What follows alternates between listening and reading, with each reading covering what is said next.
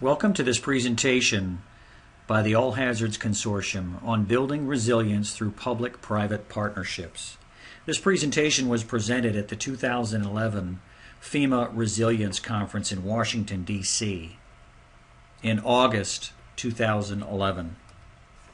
This presentation will answer several questions regarding the consortium, how the states utilize it, how it works, and what are some of its lessons learned in building public-private partnerships. For those of you that may not be familiar with the All Hazards Consortium, it's a nonprofit built by the states for states. A geographic footprint is outlined here on this slide in red. The consortium represents members from its 9 states and 4 major urban areas of New York City, Philadelphia, Newark, New Jersey, and the National Capital Region. What is the All Hazards Consortium? It's a proven regional model for collaboration. With the states at the center, the All Hazards Consortium 501c3 acts as a liaison on their behalf to the various stakeholder groups around the region, including the private sector owner-operators of critical infrastructure, as well as the private sector vendors, the federal government, research groups, individual citizens and volunteers, and nonprofit groups and trade associations.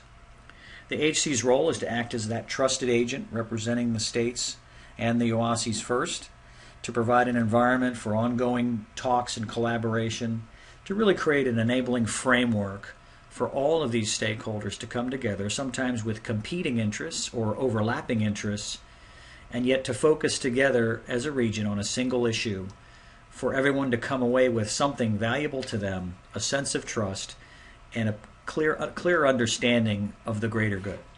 The private sector owner-operators are the key focus for the states and urban areas with regards to their integrated planning initiative. In 2011, the states have launched a program called Integrated Planning with the Owner-Operators. This will focus on key regional projects and to bring the private sector owner-operators into the discussions for planning and eventually integrate systems together. In addition to that, coordinating with the federal government is another important role. FEMA, DHS, and other federal agencies all have a role and investments and plan in many of the same areas the states and urban areas do. So this focus will look to bring both federal, private sector, and state and local government together to look at specific efforts and projects they can work on together. What roles does the AHC play in the process? Well, we first play a regional collaboration role. That migrated into a multi-state coordination and integration role. In addition, some of the states utilize the consortium for single projects or multi-state projects. And now in 2011, we're looking at to integrate the planning and systems, if you will, with the private sector owner-operators. This slide indicates the 4 major roles we play and some of the subtasks that we do as part of that role. Since its inception, the AHC has really evolved to meet the changing environments for the states. In 2004 to 2007, the need was really for collaboration from state to state. So conferences were held annually to bring the region together on a number of different topics, all under one roof. But as time went by, there was a need to identify opportunities. So in 2007, the consortium states started to focus on small workshops, focused on specific issues like fusion centers, GIS, communications interoperability, critical infrastructure protection, evacuation planning. A number of different webinars and conference calls were held to really get small on specific issues and produce reports which gave birth to grants and projects and things like that, some conducted by the consortium, some not, most not. And as things evolved even further into 2011 now, the topic is integration. With grant budgets shrinking and the need to integrate the private sector, the states have adopted a new integration strategy which will look to integrate the private sector owner-operators into specific projects and systems to begin to coordinate investments and build long-term sustainability for these issues. The outcome of that, of course, is a more resilient region. So what does this look like? In 2011, The objective is to focus on regional integrated planning and projects with the private sector. So this slide shows you a project in the center, and what we're looking to do now is to find those parties within the Department of Defense, state and urban areas, the federal government, the private sector, both the vendor community and the owner-operator community, research groups, whether it's higher ed or nonprofit organizations, or also specific nonprofit organizations like trade associations, so forth.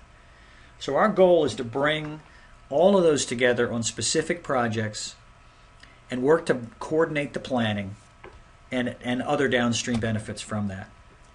We are starting to record a lot of these projects and posting them up on YouTube. So you can go to our YouTube channel if you search AHC USA, or you just search All Hazards Consortium channel, and you'll see a number of videos that are posted up there designed to give you a perspective on specific topics, projects, or issues that the consortium states are working on together.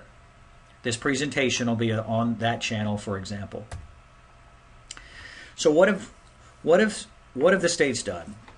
First of all, they are getting specific. Integrated regional planning and projects is the focus that promote the number one theme behind this is to get business back to business. So when we say integrated planning, we're really talking about between the states and the owner-operators of critical infrastructure, a few sectors at a time, and the federal partners involved in that project. So what does that look like? Overall, integrated systems and planning looks like this. We define what the project is, we bring the parties together, and we focus on getting the planners together to attend each other's meetings. We look at the common investment cycles. We inventory what pieces are done, where are the gaps, and we look to coordinate these efforts on a specific set of issues. The goals of that course is joint planning meetings, building trust, integrating systems, improving business continuity and resilience, and really is getting a common perspective on the same project. This is a big, big outcome of this process. So, let me give you some examples. In the information sharing and intelligence sharing projects, the consortium held a meeting on July 26th in 2011, and we had some briefings on specific projects. The Department of Defense was there, the U.S. Navy. The U.S. Navy's funded a project called SureTrack. It's a maritime domain awareness systems down in Pax River, Maryland, and it's a long-standing federal Navy project that's been going on for many years. The federal government also has invested some research into a pilot called USIDS, which is a middleware project that allows disparate systems to connect and share information together.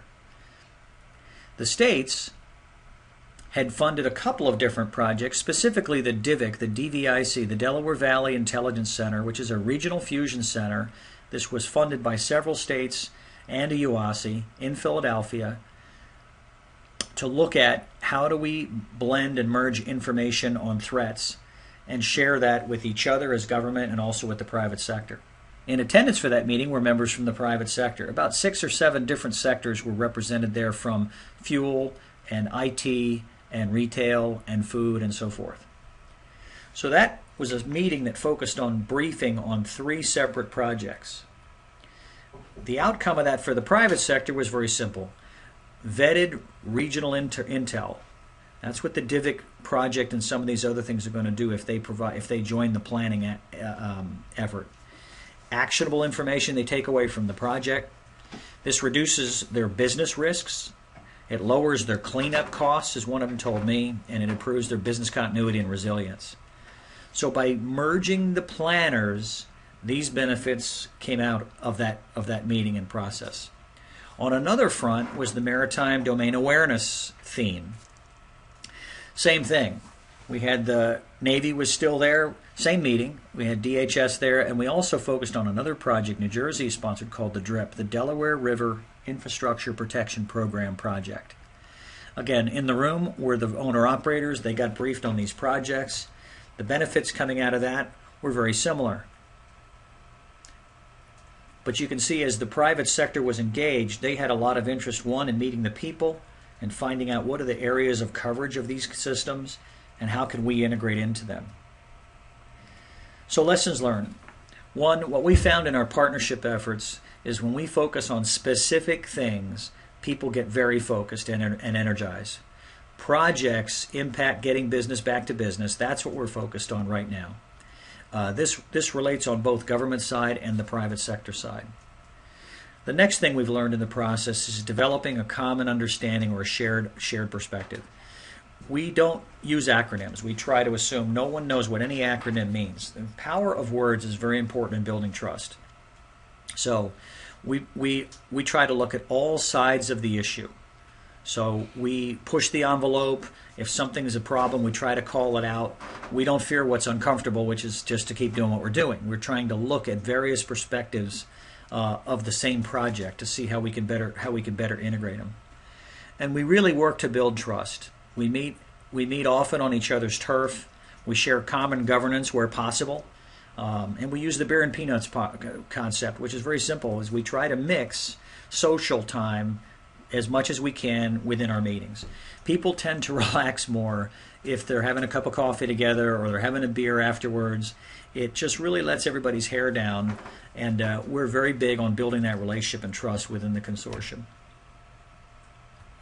Lastly, the big idea here is we try to develop power within this group so they're self-propelled.